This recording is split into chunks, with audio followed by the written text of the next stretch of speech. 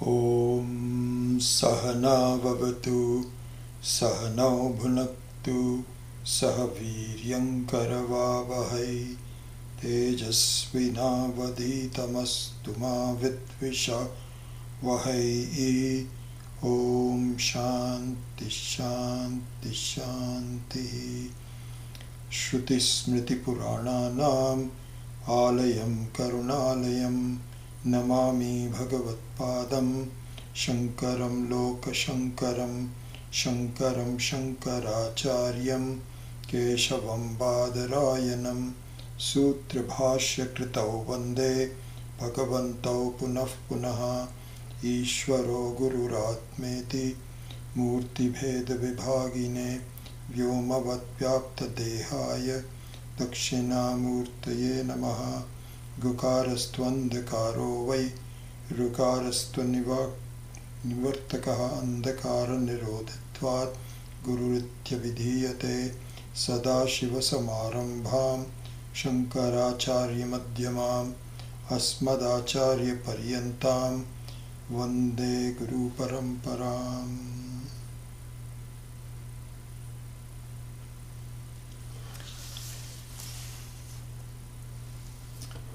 So last week we were starting on a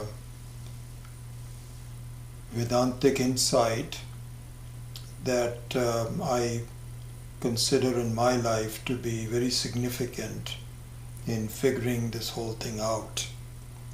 And so I not yet recognized.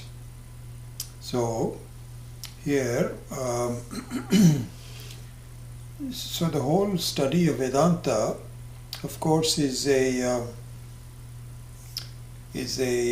process of figuring out things. But I think that what I really appreciated Swami Anand doing for us pretty early on is to frame the search. If you can, life is a search, certainly is a search, trying to find out what works, what doesn't work, applying it to your own life, all of those things, but basically it's a search. But Swami Dayanand framed this search very nicely for us, and it had a profound effect on the way we studied, and so I thought I'd talk a little bit about that. And to start off with, there will be other Vedantic insights that we will go over, but I thought I would just start with this. So, if you look at the two types of praptihis, praptihi means acquisitions or gain. One is the gain of not yet gain, which is called apraptasya prapti, and the other one is the gain of what is already gained but not yet recognized. And most of the vyavaharik transactional searches are of the first type, which is not yet gained. The entire life's experiences are full of not yet gained. I don't have enough money. I don't have security. I don't have enough some company. You name it. Enough knowledge. I don't have enough knowledge about some areas. So if you look at the plethora of with different needs and searches, they all pretty much fall under the first type, which is the gain of the not yet gain. Okay? So let's look at the characteristics of this class of praptihi. So in this type of praptihi, which is apraptasya praptihi, what you do is to to find out exactly what is it that you need. And so that requires certain knowledge, certain application of your mental capacities, and then it has to be followed up with a lot of action. a lot of karma. Like a simple example is that if you wanted to go from city A to city B, for whatever reason, going to Los Angeles from San Francisco, then you have to figure out exactly what freeways to take. You need to be armed with that knowledge. Which direction is it? Which will be the better freeway to take? You can take a coastal route if you like, and you can take 101 or you can take Highway 5. Different ways of finding out. And then in order to accomplish the prapti, you have to go into action. So the knowledge is there, but the primary means of gaining the not yet gain is through action, through karma. Karma is primary, and one can say that jnanam is secondary. Jnanam is there as in the very beginning. But once you know this is the direction I want to go, the rest of that is all karma, karma, karma, karma, karma. Okay? Also another part of this is that the gain of the not yet gain is generally very limited. When I say generally very limited means that some of them might last for a while. Supposing you want to acquire the knowledge of a language, for instance. Then once you, and the only thing that will happen is that if you have amnesia, Alzheimer's disease or something, where even language also becomes very fuzzy, and certainly very old age, you cannot remember, and even in deep sleep you cannot remember, and so there are gaps in it, but generally speaking it's there for a long time. As opposed to having satisfying your hunger, it lasts only 3 or 4 hours. Then you have to start all over again. So the limitation of this type of a prapti and the method of accomplishing this prapti characterizes the not yet gain.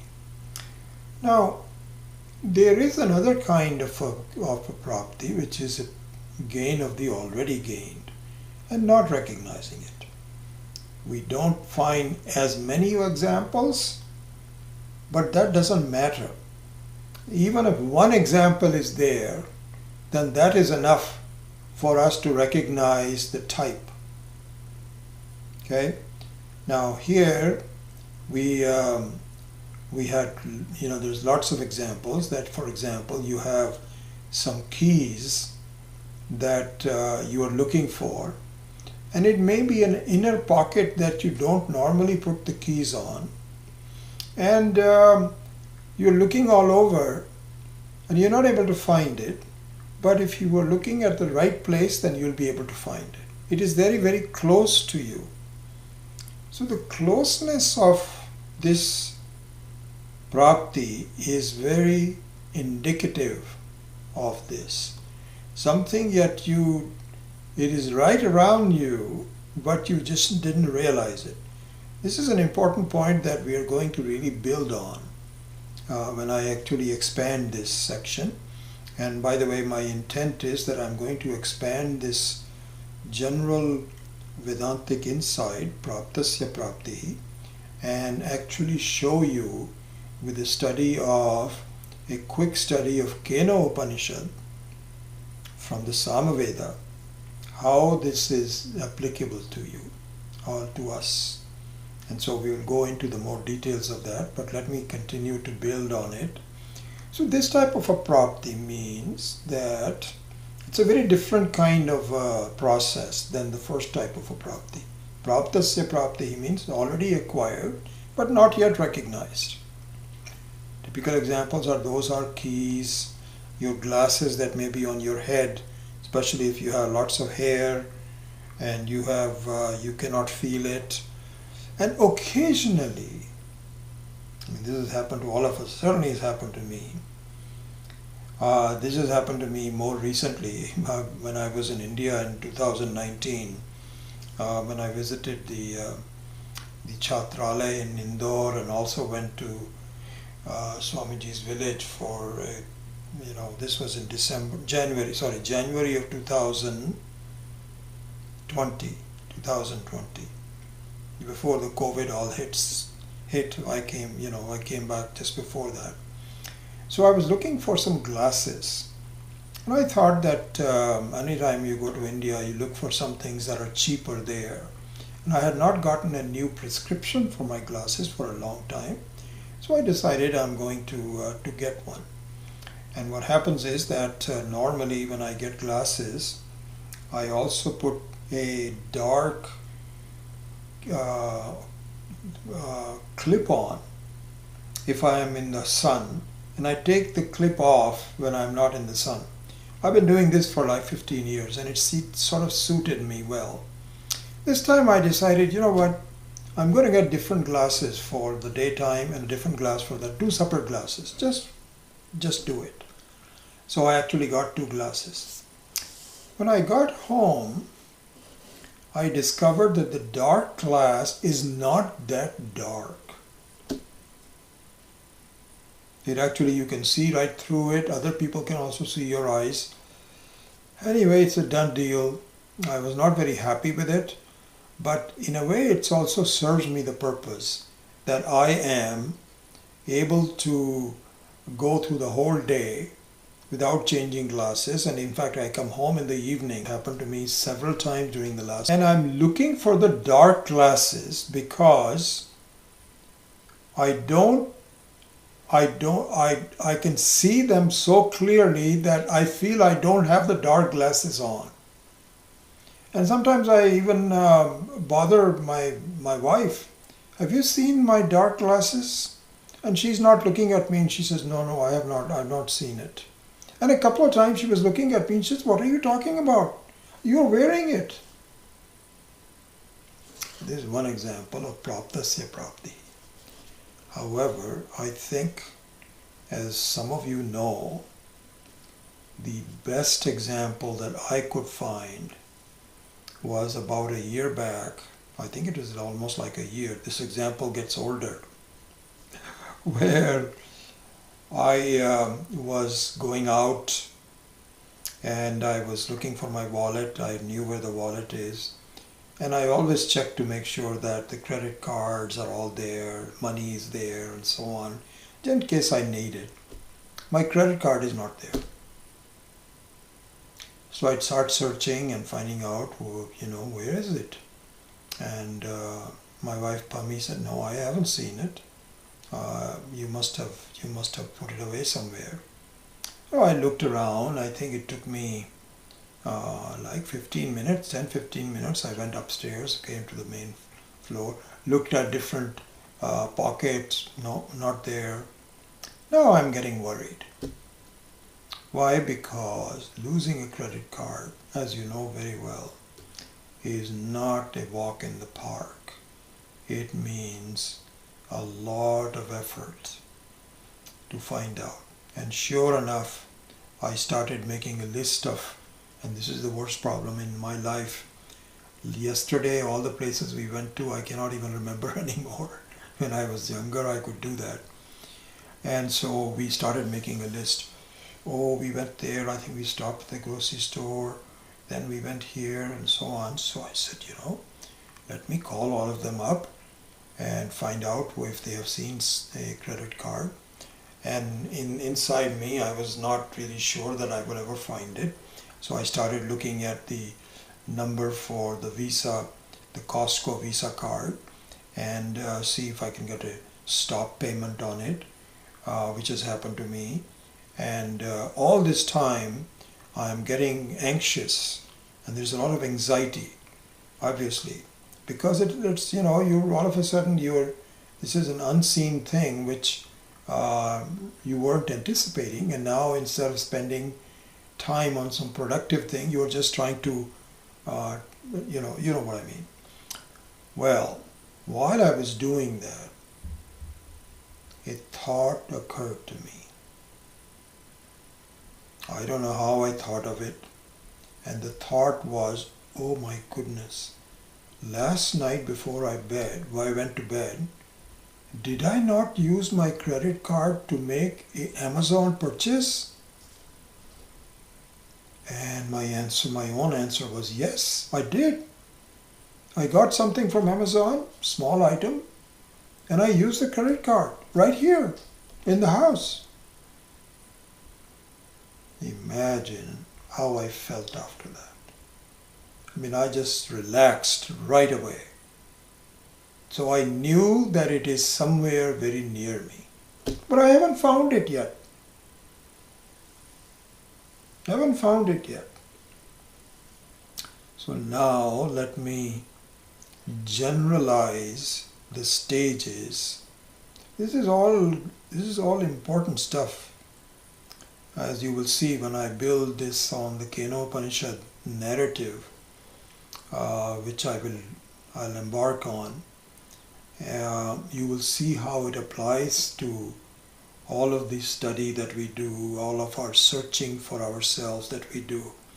Anyway, so in this type of a search, which is called Praptasya Prapti, there are really 3 stages.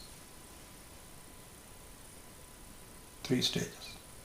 Stage 1 is full of anxiety, uncertainty, and responses to changing situations. So if I went to a grocery store and if I go there and check on it, they'll say, no, nobody has done this. Now I have to go someplace else. Change situations. It's a continuous uncertainty search with a lot of anxiety. My mind is not anyplace else. Losing a credit card is not easy. Has major repercussions, and I cannot just relax and not do anything. I have to really look for it, and if not, I have to stop payment, as I was mentioning before. This is the characteristic of really understanding that that it is not there with me. It's lost. Okay. Then came the second stage where, I know for a fact that it is very near me. It is in my house. In fact, it was in my office. And the rest of the search became almost like a curious joy. You know why? Because I know I don't have to go anywhere. I haven't found it yet. So this is stage 2, where you have not found it yet. But the joy of searching is amazingly different from the anxiety of searching in stage 1.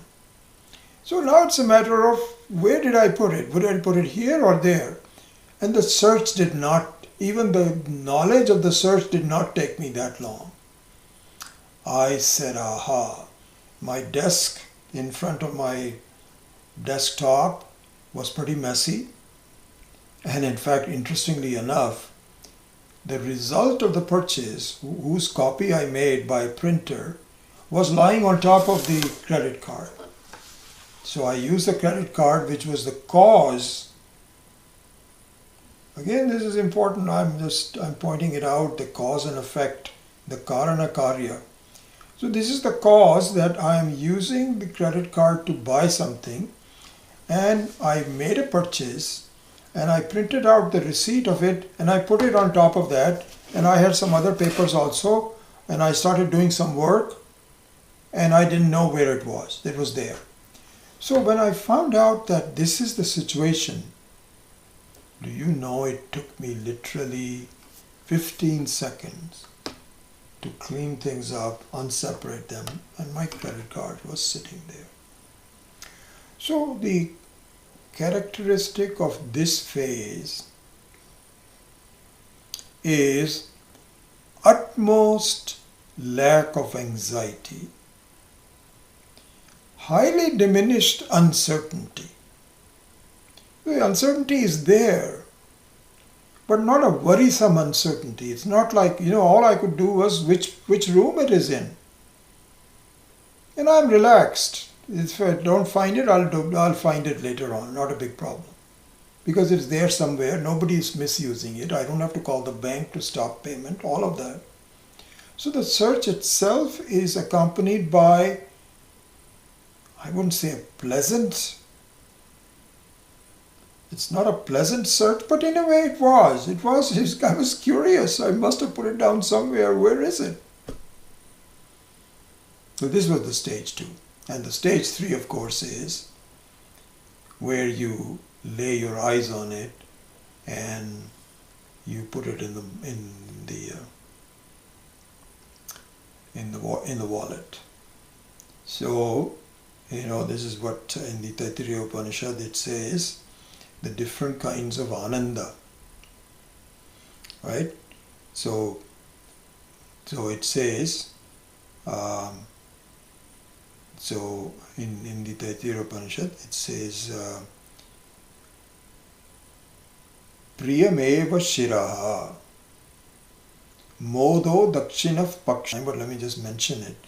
It talks about the different degrees of joy. Just expand finding the credit card. So one is Priyam Eva Shira. The main thing is that it is very desirable for you. You like to get it back. You wish you could. So Priyam here means a love, means you like to get the credit card back. That was my focus. I don't want anything else to do at this time. This if somebody had told me and he says, here I made some very nice food, I would have said, can you please hold off for a minute? I'm really looking for the credit card. That is the Priyam. And then if I see it, it is called Moda, a different degree. The examples given generally are that supposing your grown-up children, as it usually happens from the parents in the West Coast, their children say, we want to go to the East Coast to study. Hey, why do you want? This happens all the time. And they will call us, my wife and I, and say, can you please convince them not to go to the East West? They're not listening to us, but they might listen to you. And so next time we meet them, he says, why do you want to Columbia? The real factor there is they want independence from their parents. But they don't say it. They say, no, Columbia has a very good program in journalism. And so, hey, Stanford, if they can get into Stanford, why don't you just go here? No, we want to go to the East Coast. So supposing you have an offspring in the East Coast and you haven't seen that kid for 6 months and you're anxious to see them, one day the text comes, Mom and Dad, I'm coming home. This is called Priyam. Then the Moda is where you actually see them in the airport. You cannot go inside the airport anymore because of all of the security concerns now. But there used to be a time when you could go right up to the gate. Can't do that. You just have to stay outside. But you see the child coming up with a backpack and a carry-on, and that gives you so much joy. More than the Priyam is Moda. Pramoda, which is called Prakarshena Moda, is where you actually hug them. You embrace them. And then it becomes one with you. And that is called Pramoda. So similarly here also so this were the stages of finding a credit card also. So you go through Priyam, Moda, Pramoda, all that, and then you put it into the credit card in the wallet. The job is done. Wonderful. So to summarize, the apraptasya prapti has 3 stages. The first stage is the same as, praptasya prapti has 3 stages, and the first stage is common between apraptasya or praptasya. Both are ridden with anxiety, uncertainty, disappointments, and continued focus on karma. All of those things are there. Stage 2 is where they start to grow apart. In the case of the apraptasya prapti, it continues to go. You gain something only for a temporary time, and then you have to go for some other branches in your life where you are now climbing a different direction, needing different things. Whereas in apraptasya prapti, the whole thing changes tremendously. So anyway, this has become now my favorite example because it actually occurred to me. And I wouldn't be surprised if Ishvara planted that for me so I can talk about it, and hopefully some of you can gain from this framing, this distinction between the two types of prapti. I had a lot of us finishing up his immigration documents through his passport, and then we got down and he's in a panic. I cannot find my passport. And it was a winter time. He was wearing an REI jacket that has 18 pockets. These multi-pockets jackets are a problem. It is a problem. Where you hide it, you don't know, and sometimes you touch it and the jacket is so fluffy that even if you touch the object, it doesn't look like it's there. So you bypass it. Now you won't touch it again. Huge issues. Anyway, we found it. I told him to just raise his hand, and I went through systematically pocket by pocket, and I think in pocket number 3 or 4, I found his passport. Praptasya prapti. Okay, let's go on. So here, you might have a question and a doubt. And the doubt is that the example I am giving of a credit card or a passport is an object separate from me, isn't it? So either I have it with me or I am separated from me. And it is capable of being separated from me, or usually all the objects are separated from you. You put it in your closet, somewhere, purse, wallet, etc. And then you bring it close to you. So you can say that this example is understandable from that standpoint. But how can it apply to yourself? That doesn't sound that it can be done that way. You cannot separate yourself from yourself. You are what you are. No matter where you are in your life, you are there. You can never be lost. Other people can be lost, but you are never lost to yourself. You may be lost to someone else, but not to yourself. So how can it be that there is a praptasya prapti? It doesn't make any sense if I am either there or not there. How can there ever be a question about these two types of acquisitions when the subject matter is me, not anything which I possess?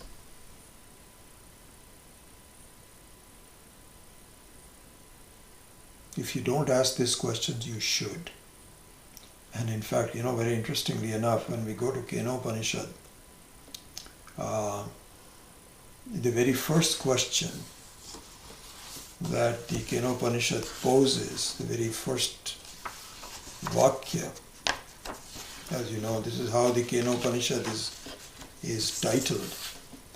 Keneshitam patati preshitam manaha Kena pranaha pratamah praiti yuktaha Keneshitam vachamimam vadanti Chakshuh shrotram kau devo yunakti. So the English translation of that is, willed by whom does the mind fall on objects as though it is forced? Directed by whom? So, this means that the questioner is a very advanced, wise person. Because for us, we say, what is this question about? The mind goes where it wants to. And what is there to ask about will by whom that the mind goes? So for a casual observer and a novice and a somewhat immature person, the question itself does not make sense. So the question about will by whom, as we will see when we get into it, means that the person is a thinker, doesn't accept things as they are, is an end. If you don't ask me, you're not alone, because this question may not appear to everyone. But if it did, that means you are a little bit more advanced than the others, which is, how can praptasya prapti and apraptasya prapti apply to me as opposed to an object that I possess or do not possess, a destination that I may go to or not go to, a thought that I may have, not have, a knowledge that I may acquire or not acquire. All those are varying different degrees of anatma. But for the atma, I am always there. How can this apply to me? So to this is the reason why in our Shastra, the famous example of Dashamo Asi, Dashamo Asmi, I am the 10th man example, is so beautifully carved out by our rishis. It's a very important example to answer just that question. How can the praptihi, or the type of acquisition, apply to me? And as you know, that story is very well. I'm just very quickly going to tell you. I assume most of you have heard it, and which is, and there are different variations of this, but more or less the same, brings out the same point rather. And that is that in the old days, the Gurukulam meant that boys with the age of about 8 to 18 to 20 would go live with a guru and study all subjects, mathematics, language, grammar, geometry, and of course elements of Shastra. And those are still there. I remember my maternal uncle, Sri Raghubir Mehra, who is the oldest of my mother's brothers and sisters. He was the oldest one. And I spent quite a bit of time with him in Amritsar when I was growing up, because we used to have a joint family and all the brothers used to live together with my grandfather. And I was there because my mother and father were in Bihar and they could not find a good school for me in that area, so they just sent me to their parents, and I lived with this family for a long time. And I got to really see Raghubir uncle. And he was sent to an ashram like this, a Gurukula like this. And what an incredible personality he had. Unruffled. It's always smiling. And a certain wisdom about him which I'll never forget. He's passed on now. But he was an example of that. So this example is from, and this was only done for boys, not for girls. Only boys were sent away. So this ashram where a rishi was a Swami was the main person in charge, and they were in the upper reaches of Himalayas where the river was very swift and they were studying there and so on and so forth. So one time in the spring weather, when the weather became good, the oldest boy approached the Swami and said, "Sir, we have a request for you. I know it will be difficult. We have been swimming for a long time, and I assure you that 10 of us, there's about 12, 13 people living there, 10 of us are very good swimmers. And may we have the permission to cross the river?" So the Swami said, no, I cannot do that. It's too dangerous. The flow is too swift. He said, no, sir, we know there are some boulders and we know exactly. Anyway, I won't go into too much detail. Finally, the Swami agreed that, okay, if you take charge and make sure that everybody is together and you keep counting everyone, then I'm okay with it. But be very careful, really, I'm not very happy about this. So this boy already had some anxiety. Oh my gosh, I'm now the leader. I'm the one who stuck my neck out for the others. Every boy was very happy. Oh my gosh. So they just started to go and swim and go on the other side. And it was really a dangerous part of the river. When they got to the other side, this boy started counting just to make sure that they all crossed over. And he counted 1, 2, 3, 4, 5. They were all different places. 9. He says, I think there's one missing. We were 10 when we started. He counted them again in different ways. 9. And now his anxiety level went sky high. We've lost a boy. And the funny part is they can't even identify which boy it is. We just know that one boy is lost. And which boy has been lost, they are not sure yet. But one boy has been lost. And they started searching and wailing. And as the story goes, this guy was so distraught, this 18-year-old senior boy, that he's hit his head against the rough bark of a tree, and blood started flowing, and he was crying. Everybody else started crying. It was just a sorry mess. So just then, a wise person happened to be passing by, an elderly person, and a responsible, wise person, elderly person was stuck. He was looking at this commotion and he says, "What's the matter? What?" He said, "Sir, don't even ask. We have lost a boy in the river, and I can't even go back to my Swami and report to him that one boy is missing. My life is just gone."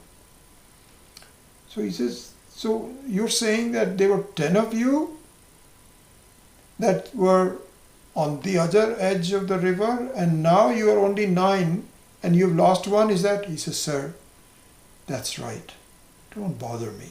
Why are you asking me all these kinds of mathematical questions and so on?" So the Swami counted all of them. 1, 2, 3, 4, 5, 6, 7, 8, 9, 10. And he says, "Oh," he said, "I think I understand. I think this must have happened.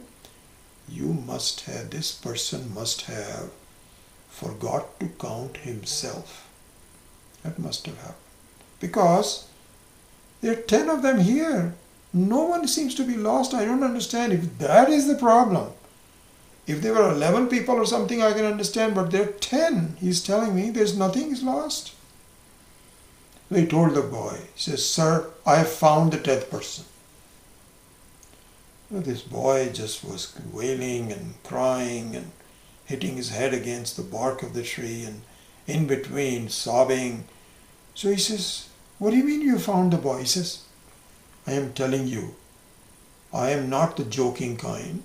I have found the 10th person. Okay, so stop crying. And here's a handkerchief. Just dry your eyes and calm down and I will show you where it is." So the person now, The anxiety is gone. Not the entire anxiety, but the depth of the anxiety is gone because he feels that this guy, he will not joke with me. This is something very important. So if he says there is a 10th person there, he must mean it. Let me give him a chance.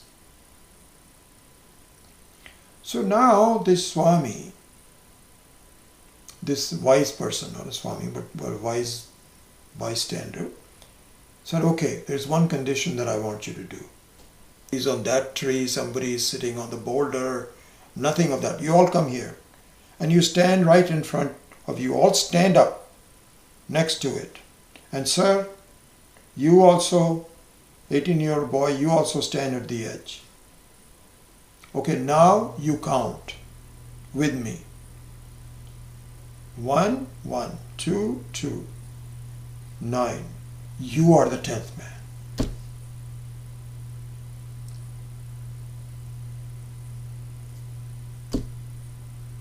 So the Shastra says, even though really the praptasya prapti should not apply to us, but if we make a strange mistake of not counting certain aspects of myself, in this case the aspect was I am the missing person. I myself, I am the missing person. I'm not going to find any place else. So if there is some Brahma, some mental problem, something you forgot to count, it is possible that even though you have it, you feel you don't have it. Beautiful example of praptasya prapti. So this is why it is cited as one of the most most beautiful examples.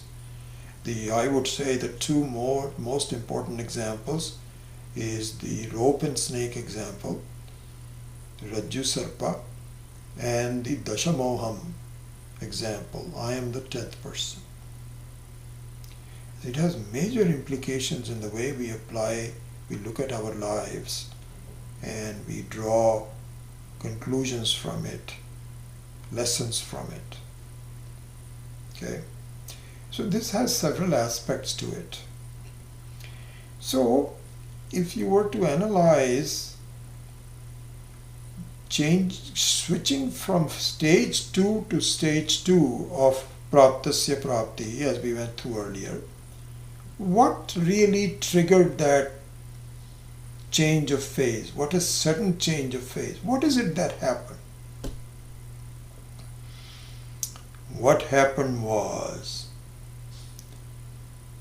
the dawn of realization that I had used the credit card last night in this room.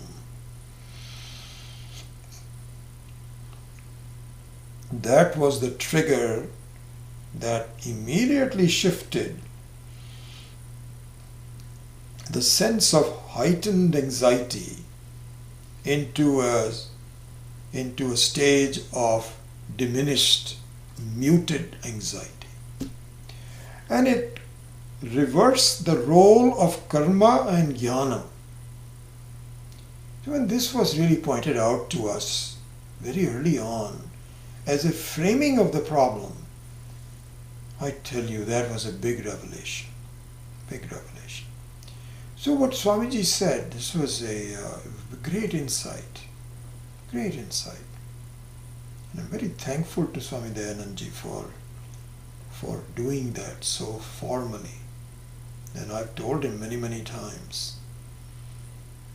And early on in my teaching from the very beginning, I've used this example many, many times. So I'm sorry that you got bored, but this, for some of the new people, I would feel this is an important insight. So what it means is that something has to trigger from the stage 1 of the search for myself to go to the phase 2. What is that trigger? Because without that, you are still wallowing in the never never land of I don't know. Where is it? But if you are able to get this trigger, then the next phase. Now, mind you, we are not in stage 3 yet. We haven't found it. But doesn't matter. There is a very drastic difference in the levels of anxiety. You see? And also the reversal of karma and jnana. Because in stage 1, karma is primary and jnana is secondary. Whereas in stage 2, jnana is primary and karma is secondary. Yes, you have to do some things. I have to change. I have to look for what is covering what and so on. But I knew it was there somewhere. So the karma plays a minor part. It's not a primary part. So this is what in Vedantic teaching, this is very important, because what happens is that when we begin our study, our scriptural study, our Vedantic study, our spiritual pursuit, we are not sure what is happening to us. We are only experiencing changes in our lives. The primary aspect of our life is change, which is the definition of the word Jagat. The word itself defines the change. Jayate gacchati. Jayate cha gacchati cha. Jagat. Jagata. Gacchati, jayate gacchati. As soon as something happens, it is gone. It is nothing but a long flicker. And in fact, I know it because, like a film which is being shown, it is only there, it looks fixed because the changes are so swift that my eye cannot change it, I cannot keep up with it. So it looks as though it's fixed, but nothing is fixed. Nothing is fixed in life. It is just going as we know. Life is just really amazing for somebody who's really lived through life. We get so hung up on certain things, as though they're going to go for, we build homes and do this and do that and so on, and in the thinking that this will be there for a long time. It is just amazing how quickly things just decay, and before you are ready for relaxation, it's time to change again. So we know that the whole thing is nothing but unending series of changes. And we can recognize that it is really amazing that we can hold on to something. But this gives us uncertainty, anxiety, differences in experiences. Don't know what else to do. And so you look for some wisdom, some exam, something. So there the Vedantic wisdom comes in and says, wait. In fact, there is no change anywhere. It is, even the time is nothing but an ornament of this changeless reality. So you say, what? What changeless reality? I don't experience any changeless reality. So the scriptures say, I know. I didn't say that you're experiencing changeless reality, but it is there. Where is it? Where is it? And so the first phase of the teaching in Vedanta is Brahman Asti. Brahman means Jagat Karanam, bigness, prevalent at all times, at all places. Asti, it is there. So I get curious and say, really? I mean, I'm willing to listen. And you find out who is saying this. Is it something that is it's a speculation? Is it a theory? Because in science you have all these wise people like Newton and Einstein and others who come out with theories and only to be disproved after a while. So is it something like that? Can I trust this person who's telling me of this body of knowledge? So in that sense, the 10th man example is a good one, because if some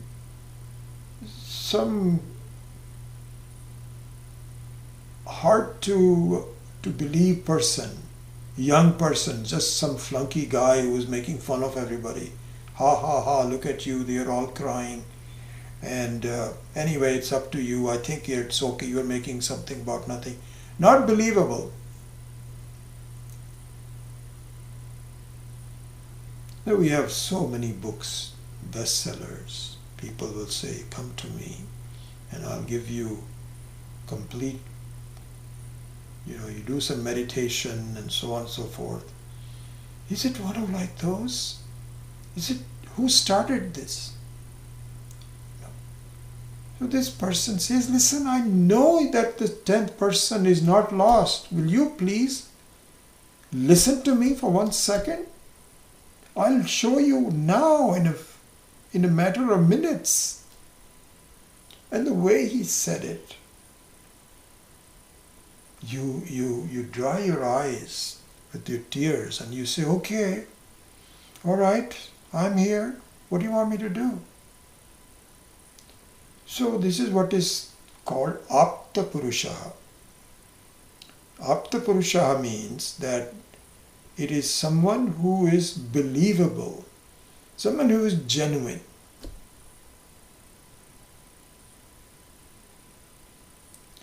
And also it means someone who did not start this on himself. I was reading this today, and when we come to that verse, I will actually point this out. A very important thing he says in the Kenopanishad.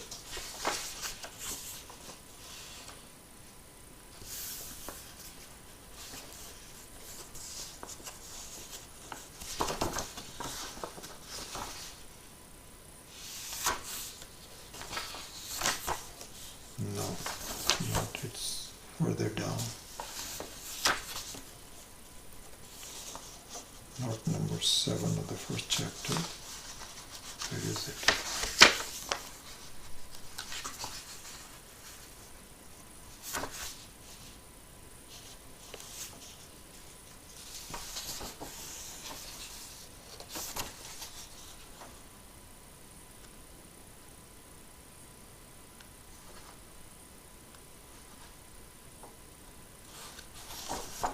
I'm getting curious. How come I don't see it? I just read it. Okay, so not number 1. Excuse me for a second.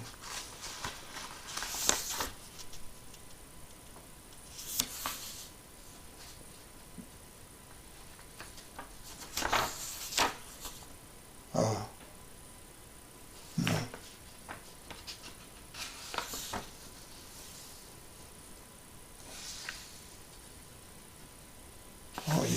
number 4. So the English translation of that is, we will go into this in more detail. This is an important point. We have heard the following teaching of the ancient teachers who revealed that Brahman to us. That Brahman is indeed different from the known and is different from the unknown. This is an important thing. So what it means is, if you look at the teaching, we might use the phrase sometimes, I am telling you. This is what Brahma is. We might use it sometime, but we should not. What it says is, this is what has been taught to us. Why we should say that? It is not just pure humility, which it should be. Really speaking, everything that I teach, other than some small examples like the credit card, which is an interesting example really, I think it has made some contribution. But the 99% of that is all from our teachers. It's not my ideas.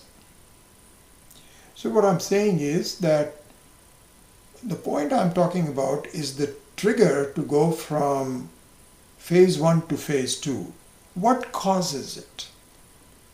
And what caused the 10th person to stop wailing was to believe the words of an Apta Purusha.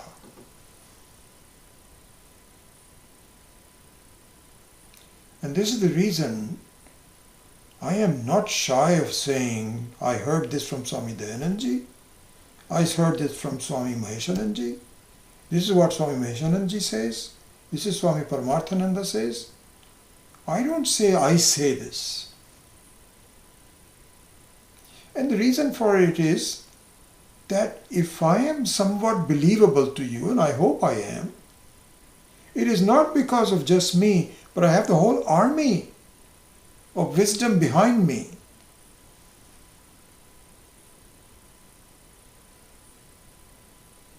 Like, this is what is called the aham of a Raja. So Raja means a king. And so the king will say, the king doesn't say, I will come. He'll say, we will come. Means the whole army, the strength of the whole arm of the whole kingdom will be there. Hum aayenge in Hindi. Aapke paas hamla karenge. Means we all will do it. So similarly here also, it is really not just me. And when that person is an Apta Purusha, and I think I've told you this also, Swami Viditatmananda, which I've spent a lot of time, because I was so fortunate that every year he will come and spend a week teaching the Gitas, starting with, I think we started with number 2, I believe, all the way up to, I don't remember when we finished, but he came here for more than a dozen years. He would spend a week with us, and I would spend a lot of time just talking in general and, soaking his wisdom. And he used to tell me, he says, if you look at the average, not average, but the typical relationship between teacher and student, what the student really is looking for is the conduct of the teacher. Yes, of course, there is wisdom behind the teaching. There is Shastra, there are texts to be learned, and so on and so forth. But he says, I often found really made the difference. That's what a Vedantic teacher is. And of course, it has the twin aspects. So this is what is called Shrotriyatvam. That you are talking of something which is authentic. You're not making things up on your own. And the second thing is that you are a living example of that. So I have not forgotten those words from Swami Viditatmananda. I'm very aware of the fact that you're always looking at me and says, is this guy for real or not? Because you won't come to the classes until you have certain trust in the way I communicate this knowledge to you. Anyway, all of this, all I'm saying is that when Shastra says Brahma Asti, meaning that please don't think that there is something which is changeless, trustworthy, full of Ananda, and it is something very close to you. So this is exactly what our needs are. Because right now, in terms of what we are looking for in our life, we are looking for a way to gain changeless Ananda. This is what we are looking for. We may not be able to articulate it, but deep down this is what all of us are looking for, a changeless Ananda. And we are lost. We don't know if there is one. So this is the phase one. Phase one where we have no idea whether this changeless Ananda is there or not. Certainly is not our individual experience. I am not Ananda. I'm certainly not changeless Ananda. But is there one? So therefore, when the Shastra is able to articulate very clearly, yes, like the 10th person is, stop wailing, stop the anxiety of living, it exists. So then we go into stage 2 where we haven't found it. We are still in the world of limitedness, not unlimitedness, changelessness. I'm still in the world of changing. But my sense of wailing has greatly diminished. And then of course there are differences in complexity, and so these are examples. So we'll talk all about that later. But I think in terms of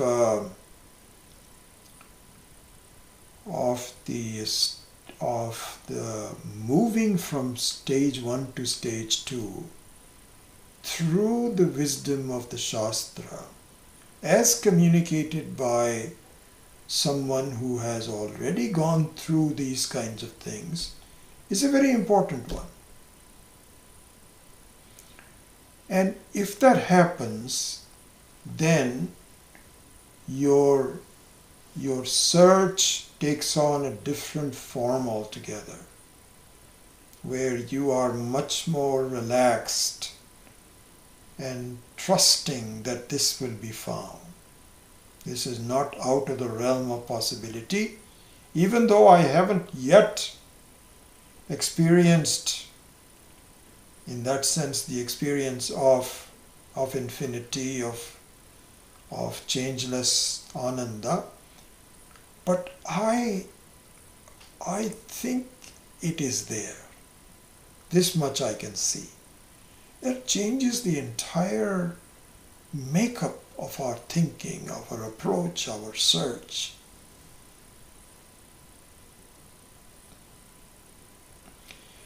And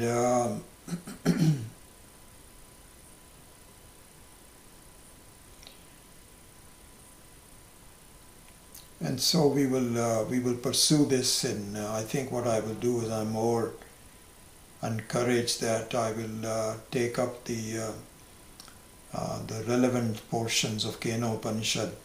I might do quite a bit of Kena based on this, but I will not do verse by verse. I will kind of summarize and go over certain key aspects of it. And then, just for your information, the target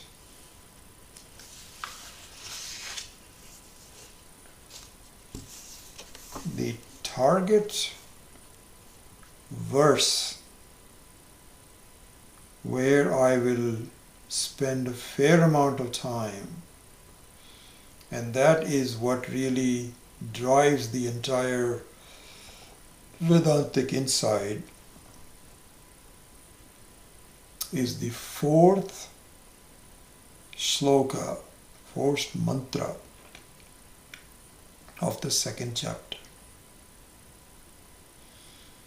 Pratibodha viditam matam amritatvam hi vindate atmana vindate viryam vidyaya vindate amritam.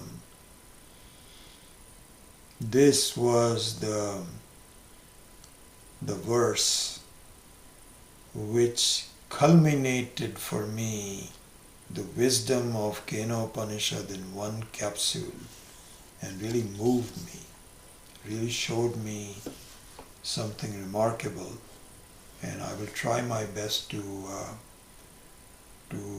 get to that point, and that is where this section will end.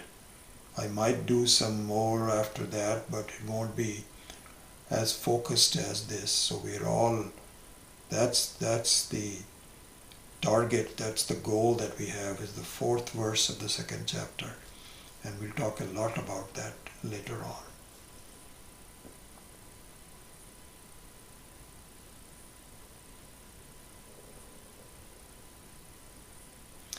And I would say one other thing about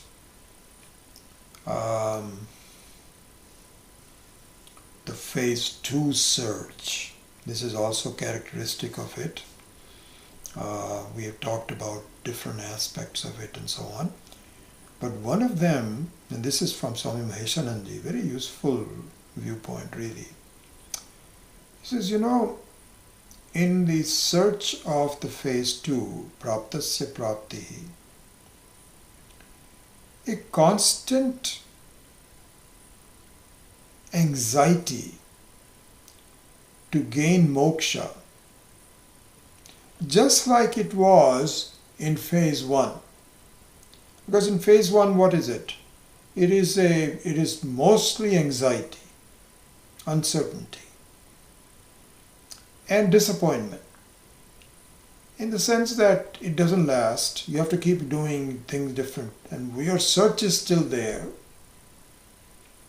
doesn't go away, even though you've had some temporary achievements, some triumphs that calmed your mind down for a while, but not for long. It's kind of like a disease which is there, the symptomatic relief doesn't really help. So that is covered the characteristic of the phase 1. So Swami Maheshananji was saying that please give up that way of anxiety in phase 2. If you're not in phase 2, then I understand. Then that means that things are not clear to you, that it is there, very close to you. But suppose you have already determined that that is really what is true, then don't keep on bothering yourself. Don't keep on bothering yourself by saying, when is it going to happen? So the search for moksha is just as troublesome as a search for anything else. I am not okay yet, I haven't arrived yet, I don't know, I'm anxiety. You're disturbing yourself and Ishvara. Ishvara will tell you, just wait. You are on the right path, it will happen. Don't keep on pushing it. I mean, you can push it if you want to, but you are just delaying things. And he gave a very beautiful example. He says, sometimes I think this happens to all of us. I remember when I was a teenager, that happened to me. I couldn't go to sleep very easily. And I was worrying about it. I can't go to sleep, I cannot go to sleep. When I am going to get to sleep? When am I going to get to go to sleep? And that worry keeps me from going to sleep. So Swami Maheshananji says, if you have these sleep psychologists, what they will tell you is, okay, there are some techniques that you should use. Like you count sheep. Better yet, you count in the reverse order.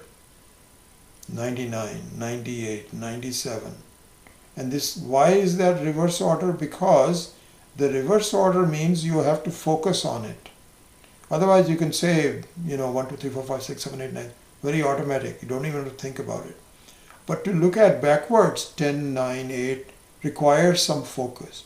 When you are focusing on that, you are not wailing of the fact that you are not going to sleep. And you go to sleep. So the key to going to sleep is not be anxious about it. Well, you can sell yourself to you. This is what happens when we wake up in the middle of the night to go to the bathroom or something. And all of a sudden then your thoughts come back, this is what I have to do tomorrow. Oops, I forgot to do this. Oops, I did that. And that keeps you awake. And there also just the technique is to say, not now, not now. And if you just be gentle with yourself, sleep will come, or may come. So this is the example that Swami Maheshananji said. And he also, Swami Dayanand used to say that it is very much like, there is a 6-year-old girl that her mother showed her how to put seeds of some new plants in and water it. And then she says, okay, now do not disturb it. And the youngster says, for how long, Mom? I don't know. I think they say about 6-7 days, don't disturb it. Sprouts will come. But the child is so excited. Every second or third day, you look around and you try to see whether it will spoil. You cannot do that. So this is all about the Ishvara, grace of the Ishvara. And so that means that don't bother him every minute. I haven't got this yet, I haven't got this yet. You're on the right path, relax, it will happen. When you deserve it, it will happen. If it hasn't happened, that means that it is not there yet. It will happen. So this is one of the characteristics of the second phase.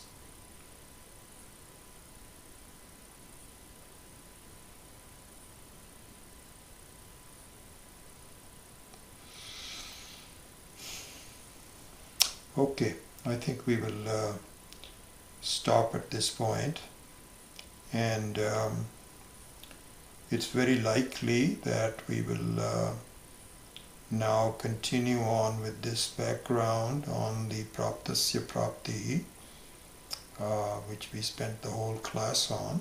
I'm happy that we did that. Go into the mirroring of this as shown in the Kena Upanishad, culminating in the 4th verse of the 2nd chapter. And with that, this whole section of the Vedantic Insight on Praptasya Prapti will be over. And I hope to, and so I think in some ways, if you are not there on the second, on phase 2 yet, which I think many of you already must be, there's a good chance that by the time we end this section, just ease your anxiety. Anyway, that's my hope. Let's see how it goes, but that's what my objectives are, and we will try to pursue that from next class on. Om Asato ma satgamaya tamaso ma jyotirgamaya mrityor ma amritam gamaya. Om Purnamadav Purnamidam Purnat Purnamudachyate Purnasya Purnamadaya Purnamevavashishyate. Om Shanti Shanti Shanti. Harihi Om. Shri Gurubhyo Namaha. Harihi Om.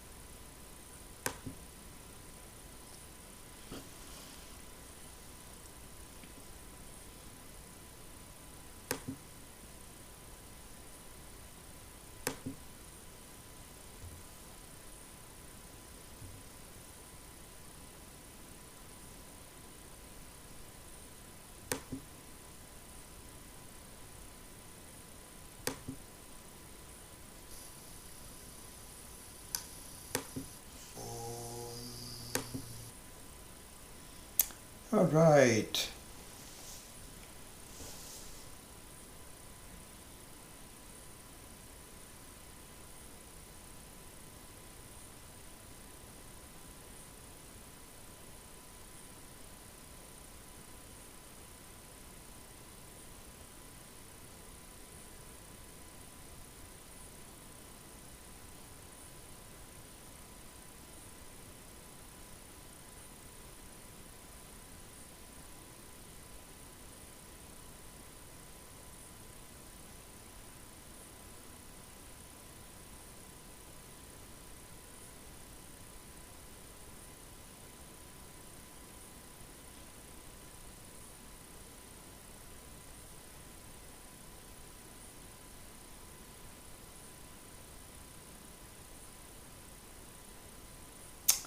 I'm sorry that it's freezing a lot today.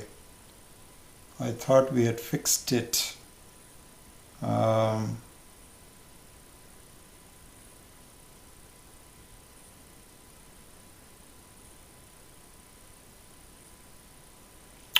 that is not good. I thought we had made major improvements, but still has to be done. So let me talk to my technical advisors and see what we need to do. The good thing is that, it must be disturbing, but the good thing is that we are not completely thrown off and disconnected as we used to happen before. So in a way it's an improvement, but not enough of it. So I think we'll have to continue working on it. So we'll see that. So now let me go back to the questions.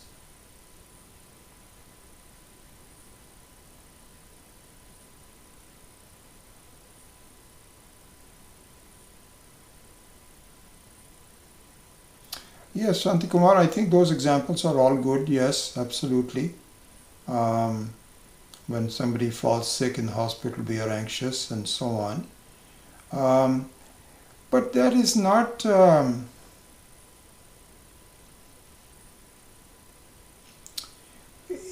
that example is not really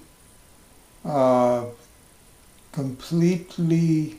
does not completely do justice to praptasya prapti. The reason it cannot is because we're not sure whether the person will recover. So that is not a good example, but not for praptasya prapti, no.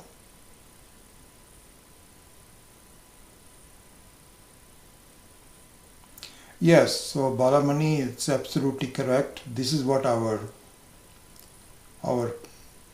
teaching is going to be, is when we go into from the example to the actual case.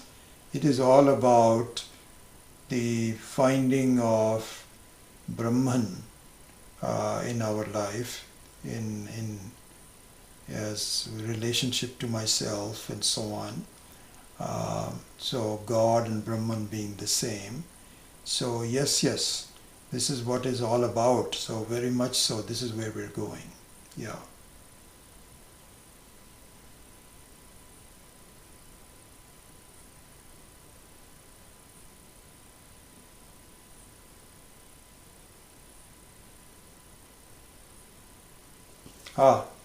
Chandradulam, can you please reread the first mantra of Keno Upanishad that you read?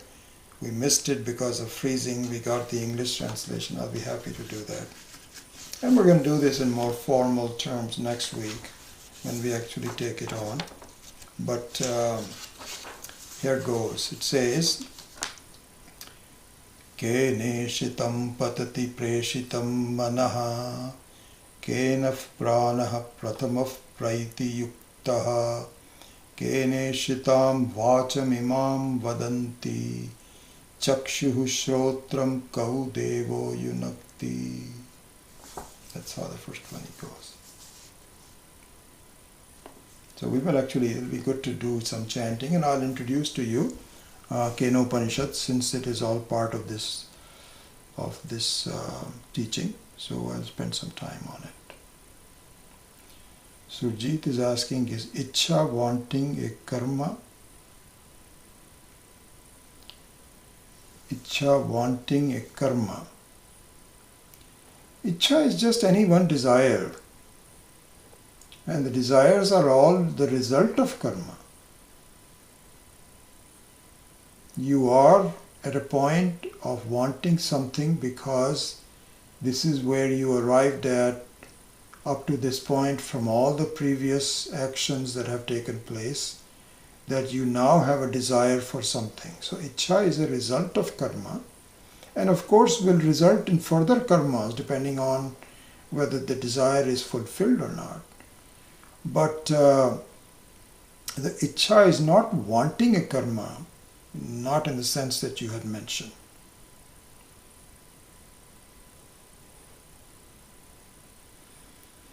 So Virendra Singh says, life is short, an end stage of life, what should be done according to Krishna's advice?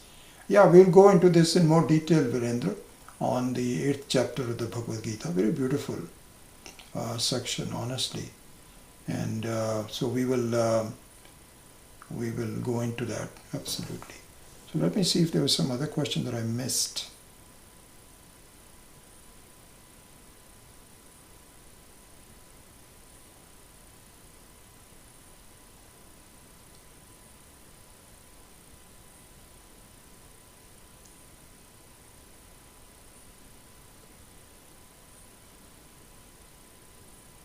There is one new name that I have not seen before, Madhava Das. So Madhava, if you could please send an email to me introducing yourself, I would very much appreciate it. Send it to vijaykapoor@gmail.com.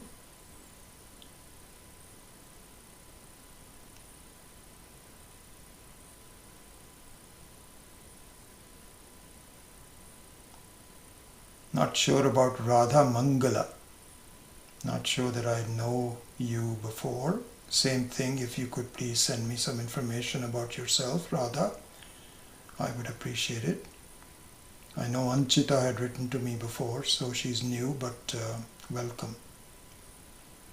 Okay, I don't see any other questions, so with that I take your leave, and we will see you next week. And as usual, if you had some more detailed questions, then by all means send me an email and I will try to answer.